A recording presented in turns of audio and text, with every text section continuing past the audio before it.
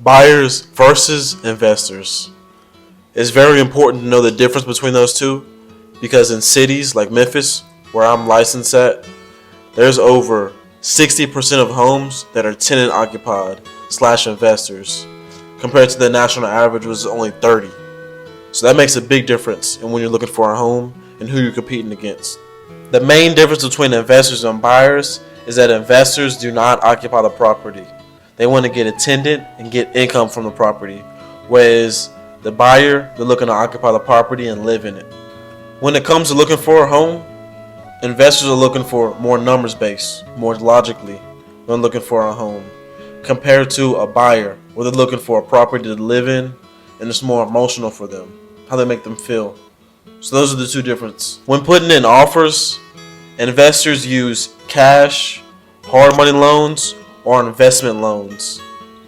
Whereas the buyers, they use bank loans, conventional, or governmental loans like an FHA and VA. In some situations, buyers do use cash, but that cash is mainly from retirement accounts or homes that they sold before and downsizing. And personally, the majority of people I've worked with were investors. 2020, there were a lot of buyers in the market, but once rates rose, there's been a lot more investors looking to buy in Memphis. I'd say 70% of my business has been investors.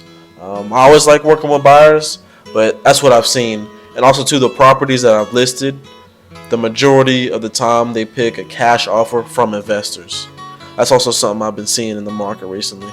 And what I've seen that attracts most investors to Memphis is the low prices. You can find a starter home in Memphis for $100,000 that might need a little work, compared to other cities where you can't find anything for $500,000. I've seen a lot of investors from California, New York, Florida, and institutions like insurance companies. And again, I just think it's important that y'all should know the difference between the buyers and investors is because whenever you're looking to buy a home, you want to know who you're competing against. And then whenever you're selling a home, you want to know where the offers are coming from.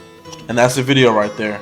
If you have any comments or suggestions for me, just put them in the comments or DM me on Instagram.